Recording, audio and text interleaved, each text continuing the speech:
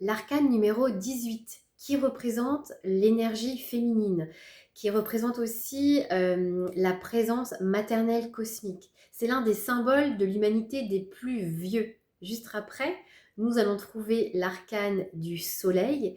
Et comme vous pouvez le constater, enfin je ne sais pas si vous aviez remarqué, dans le tarot de Marseille, tous les archétypes féminins se trouvent avant les archétypes masculins. Là, encore une fois, on retrouve la lune et ensuite nous allons continuer avec le soleil. Tout comme nous avons eu la papesse numéro 2. Ensuite, nous avons eu en troisième position l'impératrice. Ensuite, nous avons eu en 4 l'empereur. Et ensuite, nous avons eu le pape en cinquième position. Donc, cette carte, elle nous parle de cette présence, de cette énergie féminine, de l'énergie aussi maternelle.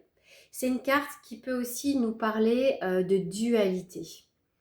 On peut retrouver dans cette carte des difficultés à se positionner, des difficultés à choisir. Vous voyez, ça peut être aussi des personnes qui sont confrontées peut-être à faire des choix de vie, qui ont peut-être 2 lieux de vie, ou peut-être qui souhaitent déménager, emménager quelque part, et qui se retrouvent dans un conflit à ne pas savoir justement quoi choisir. On peut observer cette écrevisse qui remonte des profondeurs donc de l'inconscient. Et souvenez-vous, l'inconscient, qu'est-ce qu'il nous dit ? Tout ce dont tu n'as pas conscience aujourd'hui te gouverne. Toutes les choses dont on n'a pas conscience, en fait, ni connaissance, nous allons les projeter sur le monde. Donc il y a vraiment cette question d'inconscient.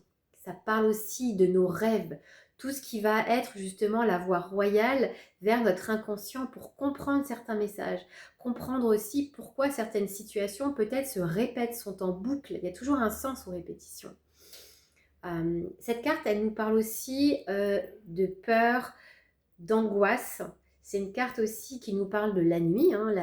La lune, elle éclaire la nuit. Et la lune ne nous regarde pas de face. Vous voyez, elle se tourne. Donc, il y a quelque chose qui n'est pas clair. On peut être dans une situation où on recherche justement du sens.